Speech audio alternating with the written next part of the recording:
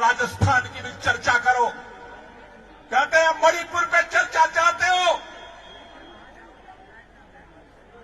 तो विपक्ष के जो अलग अलग राज्य हैं वहां की स्थितियों पर चर्चा करो।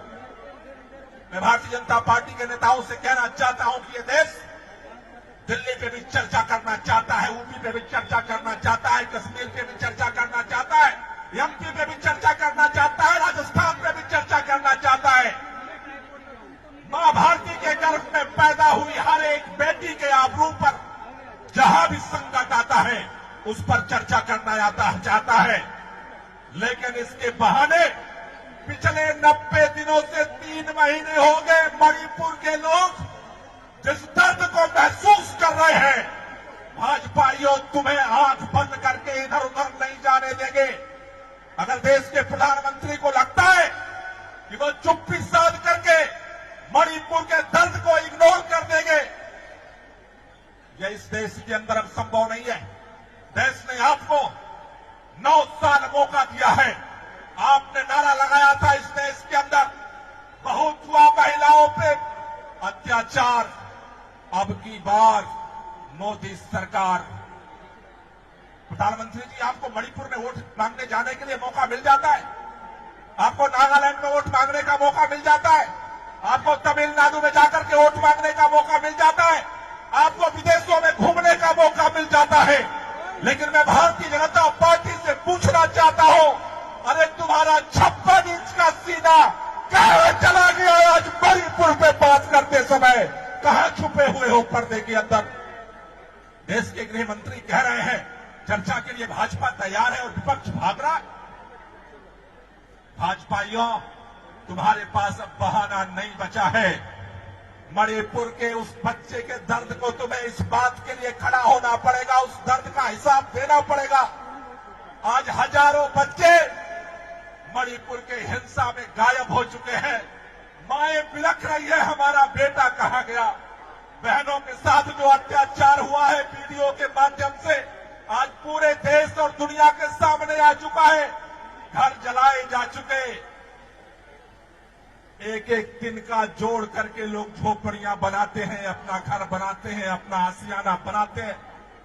जल करके खाक हो चुका है और तुम कहते हो मणिपुर पे चर्चा हम तब करेंगे जब राजस्थान पे चर्चा होगी। शर्म नहीं आती भारतीय जनता पार्टी के लोगों को? और अगर आप ये समझते हो कि सत्ता में बैठे हो, तुम्हारे पास ईडी है इसलिए विपक्ष लोगों की आवाज दबा देंगे, तुम्हारे पास सीबीआई है इसलिए देश की आवाज दबा देंगे। मैं कहना चाहता हूं, अंग्रेजों को भी यही लगता था कि उसके राज में सारी ताकत उसके पास है, लेकिन मां भारती के यही बेटे बेटियों के पूर्वज थे। जब अंग्रेजों का अहंकार अपने सर पे चढ़कर बोलने लगा, इसी भारत से आवाज उठे, अंग्रेजों भारत छोड़ो, और अंग्रेजों को भारत छोड़ करके जाना पड़ा। पूरे देश में आवाज उठ रही है, अगर मणिपुर को न्याय नहीं मिला, मणिपुर में अगर शांति स्थापित नहीं हुई, मणिपुर का मुख्यमंत्री बर्खास्त नहीं हुआ, मोदी जी आकर के संसद में जवाब नहीं दिए। आज केवल जंतर मंतर पे हम इकट्ठा नहीं है, भारत के अंदर, इस पूरे देश के अंदर कोने कोने में आम आदमी पार्टी का कार्यकर्ता मणिपुर के हिंसा, मणिपुर के अंदर दर्दनाक घटनाएं, घिनौनी घटनाएं, सारी दरिंदगी के खिलाफ आज पूरे देश में आवाज उठ रही है।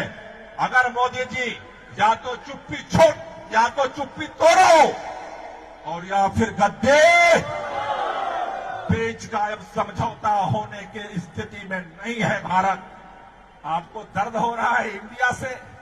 भारत खड़ा होते ही 56 इंच के सीने में दर्द पैदा हो गया। कह रहे हैं इंडिया तो ईस्ट इंडिया कंपनी वाला इंडिया है, कह रहे हैं इंडिया तो इंडियन मुजाहिदीन वाला इंडिया है।